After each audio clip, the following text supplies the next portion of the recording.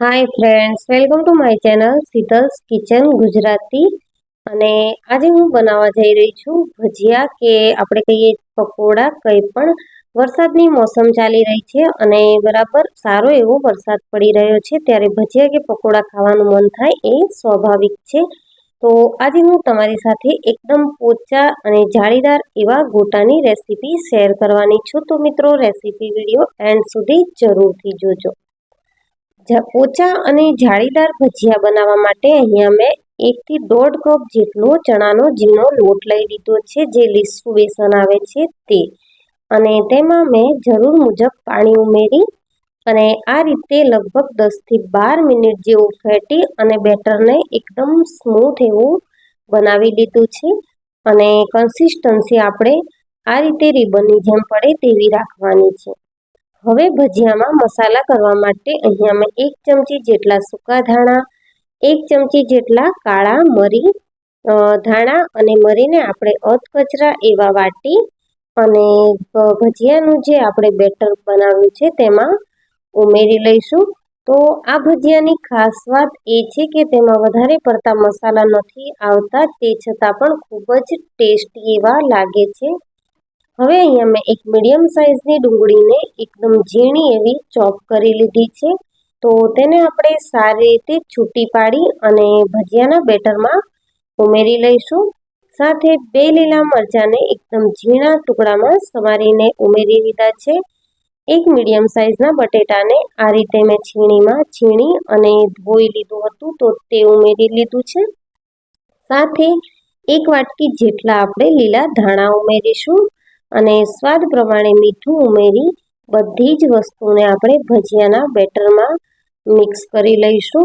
તો ભજીયા આપણે બહુ બધા પ્રકારના બનાવતા હોઈએ છીએ, પણ આ ભજીયા છે તે બધાને ખૂબ જ ભાવે છે. એકદમ જાળી પડેલા ભજીયા બનીને રેડી થાય છે.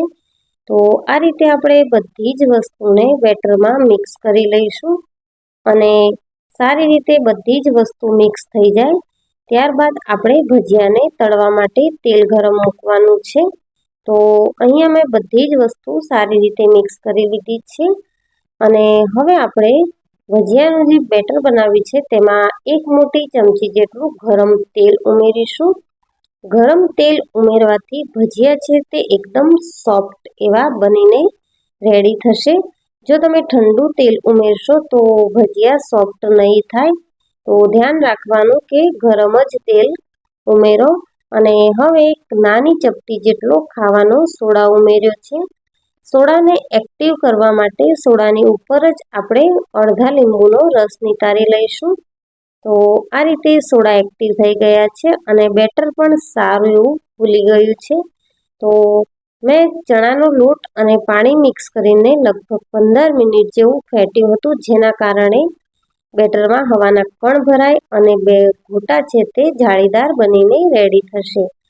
ભજીયાને તળવા માટે તેલ અહીંયા ગરમ થઈ ગયું છે, તો મેં થોડું બેટર ઉમેરી ચેક કરી જોયું અને હવે આપણે આ રીતે બધા જ ભજીયા મૂકી દઈશું. મિત્રો, ધ્યાન રાખવાનું કે ભજીયાને તળતી વખતે તેલ સારું એવું ગરમ હોય એટલે ભજીયા છે તે મેક્સિમમ ફૂલી જાય.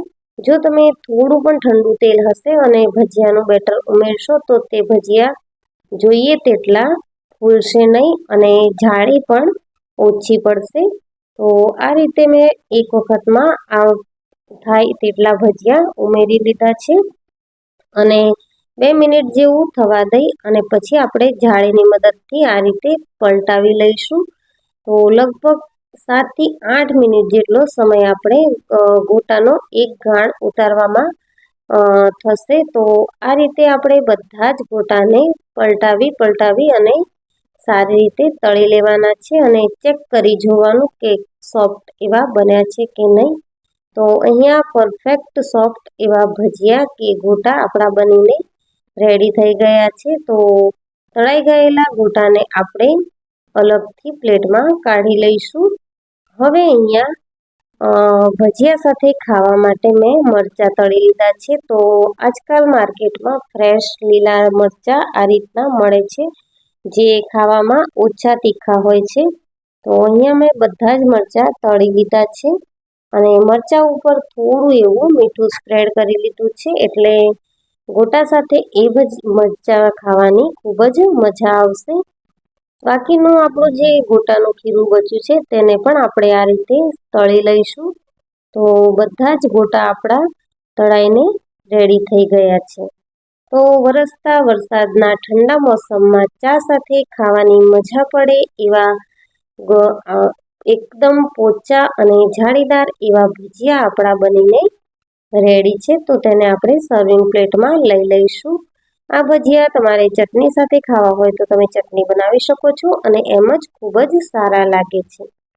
જો મિત્રો મારી રેસીપીનો વિડીયો ગમ્યો હોય તો વિડીયોને લાઈક કરજો, શેર કરજો અને મારા ચેનલને સબસ્ક્રાઈબ જરૂરથી કરજો.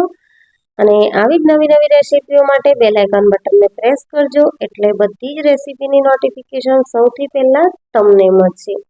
ફ્રેન્ડ્સ અને ફેમિલીમાં શેર કરવાનું ન ભૂલશો. Subscribe my channel.